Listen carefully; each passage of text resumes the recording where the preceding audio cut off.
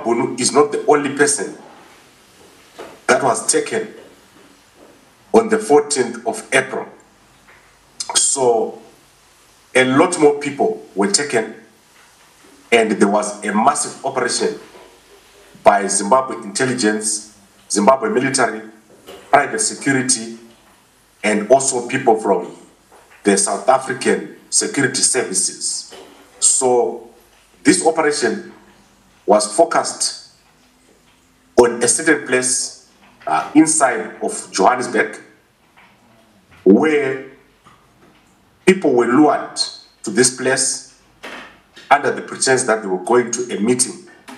So these are mostly ex-military guys who were lured from many places in South Africa to this place, and then they were captured and they were severely tortured. So they were severely tortured for hours inside of South Africa, and this is after most of them were told that this meeting was in preparation for the stay away inside of Zimbabwe. So these guys were called in and they were told that if you come to this place, this is what we're going to do, final planning. And when they arrived there, they sat down, they had the meeting, they did all the logistical planning. And then after they've completed all the logistical planning, the agents who were inside the meeting stood up and then started to beat them up, arrested most of them, took away some of them, and most of those who were there, about 20, ended up at a police station. However, there is a missing number that up to now, no one knows what has happened to this large number of mostly ex-military guys who were captured at that meeting. And those who were taken to the police, most of them, they managed to get away, but Nyokai Mabunu is the only one that out of that group was left in custody. So I want you to understand why Nyokai Mabunu was left in custody. Nyokai Mabunu was left in custody because he was considered a high-value target. The other guys were considered to be operational. So the operational guys, but Nyokai Mabunu was considered to be a high-value target. So what has happened to Nyokai Mabunu is that when these other guys were taken, he was also taken. He was severely tortured, especially under the feet, on the head. I told you that Nyokai Mabunu had injuries on the left and on the right of the head. He was severely tortured on the feet. He could barely walk. Almost everyone who was there could barely walk. And to capture 50 people, especially ex-military, you need a bigger group. And this operation was led, according to my understanding, by Sean Mnangagwa, who came into South Africa with mercenaries, Zimbabwe intelligence, Zimbabwe army. Many guys came in.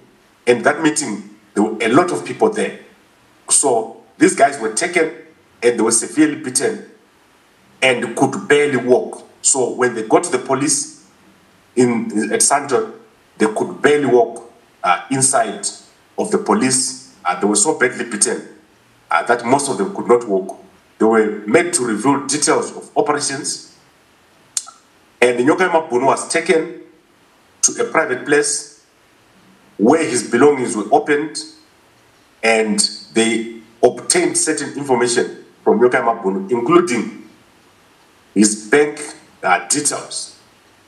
They then proceeded to go to Nyokai Mabunu's bank and withdraw large sums of money from Nyokai Mabunu's bank. So this is what I've had and what has happened.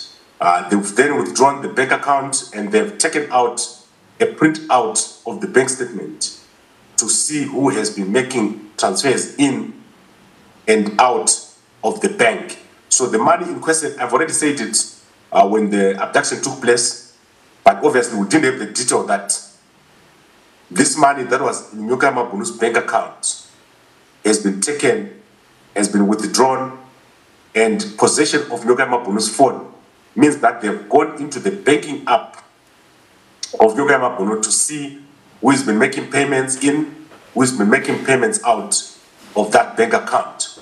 So the purpose, obviously, was to collect information. They also took over the group, the WhatsApp group of Nyoka Mabunu updates. They've also taken over the group and defiled it with dirty pictures. And they've also gone in there and found out secret communications between Nyoka Mabunu and various people. So that is to do with Nyoka Mabunu. I've got certain details that I won't include at this point, given the court case.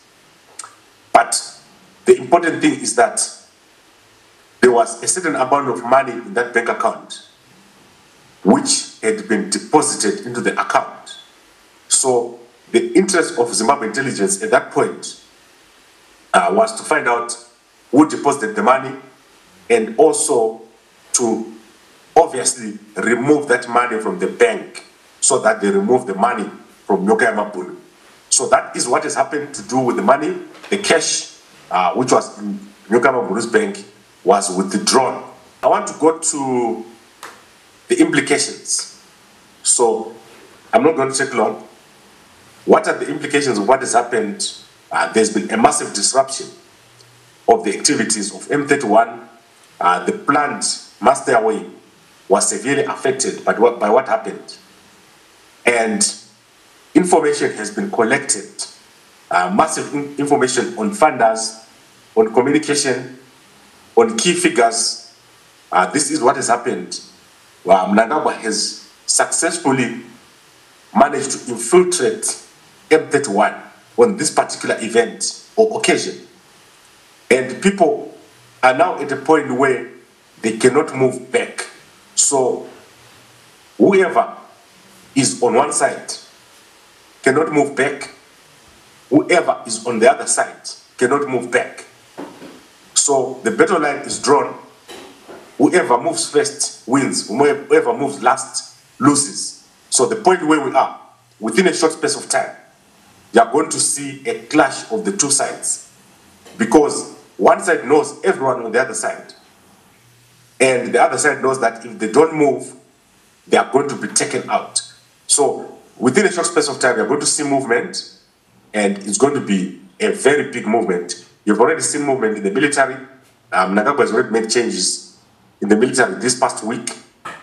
But what I believe is that there is a move at a political level that is set to happen very soon, because Mnangagwa now has details about key players, who are the key players within the veGeza movement. So this is going to be very, very critical. Mnangagwa has details that he has collected from the over 50 guys who were at that meeting. He also has taken some of the guys, and I don't know where they are. No one knows if they are free. No one knows if they are in custody. No one knows if they've been killed. And no one knows what is happening. So it's very important for you to be aware of this. Sean Mnangagwa, according to my sources, has established a torture base in South Africa in the suburb of Randburg. So I'm not making this up. And this information is widely available to the South African authorities, that the Zimbabweans and intelligence of Zimbabwe has established a torture base at Randburg.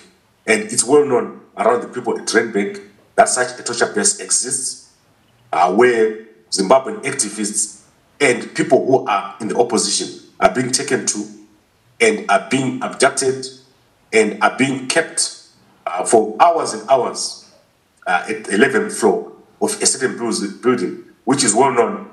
And I'm sure that photographs of such a building do exist, and people are aware of what is going on over there. So very, very important to understand what has happened and why we are where we are right now.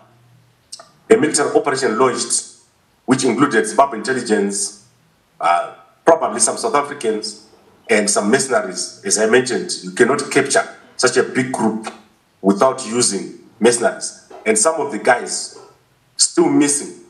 Guys who were taken and lured to that meeting, believed that they were going to a meeting to finalize planning for the stay away. But when they arrived, they walked into a trap.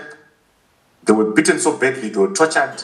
About 20 of them were dumped at a police station at Santon, and the majority of them managed to escape.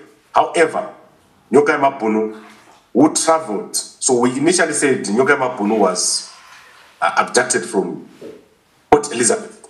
It turns out that this is not correct. Nyoka Mapunu was lured to Johannesburg by someone that he knows. On arrival, he was taken by people who said they were taking him to a meeting, but he walked into that trap. He was also taken, tortured very badly, and Nyoka Mapunu is the only one currently who is currently detained. The one group of about 20 guys managed to escape. The Nyoka Mapunu is the one who remained, and about 30 guys cannot be accounted for. No one knows what has happened to these guys who were planning for the protest. And most of these guys, according to my sources, are ex-military. So the key information here is that we have a military operation in South Africa.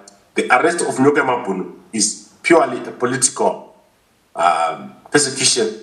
Ndo nyaya dziri kuitika munyika yedu muri yeZimbabwe. Munyika medu hamuna kumira zvakanaka, muri kuitika zvinhu zvakawanda.